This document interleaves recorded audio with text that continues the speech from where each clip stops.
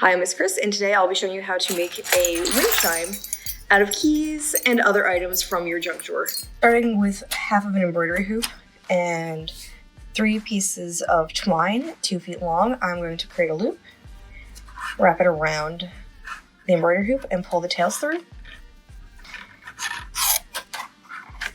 And then I'm going to braid this together, and that's going to be how we hang our wind chime. Once you've finished one side, you're going to do the exact same thing with another 3 strands and just repeat and braid. This next step is optional, so you don't have to do it if you don't want to. I am, and I'm going to wrap the embroidery hoop entirely in twine. If you don't want to do that, just pop up a little bit of hot glue here and here, so that way your ties stay in place. But I'm going to start wrapping this, which is going to take a little bit of time. So I'm just going to put some hot glue on the inside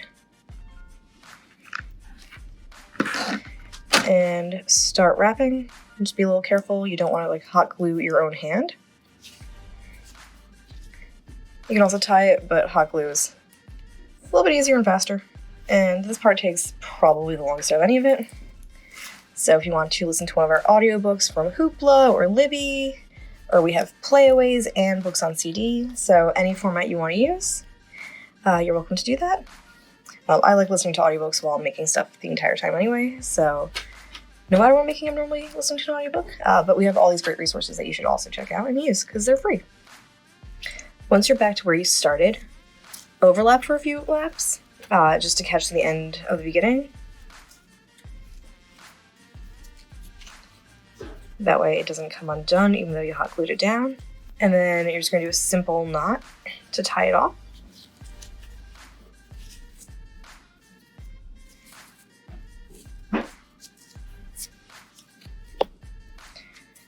And then you're going to cut the end. And you're going to put some hot glue down and hot glue this in place. Be careful not to burn your fingers.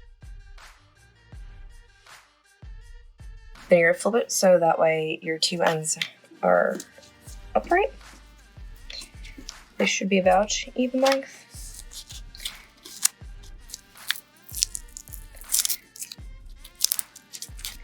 And then you're just going to tie them in a really simple knot. And then you're going to trim all the funny looking ends.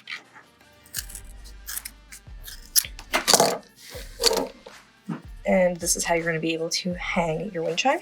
Next, cut 10 pieces of twine about 4 feet long, and you're going to attach them the same way you attached your braids, where you're going to fold it in half, and then just loop it around so that it hangs down opposite from the braids. And you're going to have them about 2-ish inches apart all the way around. Once all of your strands are attached, you're just going to grab one and start working from there. And then I'm going to be using a whole bunch of keys and some beads. You can use nuts, bolts, whatever you have in your junk drawer that you just have lying around. You don't know where it came from. But since I have so many keys, I'm going to do all keys. And I'm just going to slide them on, tie it in place. Put one of the beads on, and then just continue working my way down, adding more things, and then just work my way all the way around. Every once in a while I'm going to pick it up to make sure that they actually have the keys touching and are staggered, so that way it does actually make noise. Once I have everything I want attached, I'm just going to put a little bit of hot glue at the bottoms just to keep it in place. You can also use E6000 or whatever really strong glue you prefer. This isn't necessary, I just want to make sure that I'm not going to have it coming apart. So just a tiny bit of hot glue in there. And this way you can also trim the end, since all these long ends are hanging out, so it looks more finished. Once you've finished making your wind chime, find some place outside with a nice breeze to hang it so that way you can listen to it outside.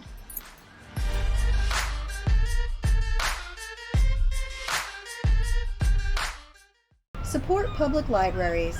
Like, share, and subscribe for more great videos.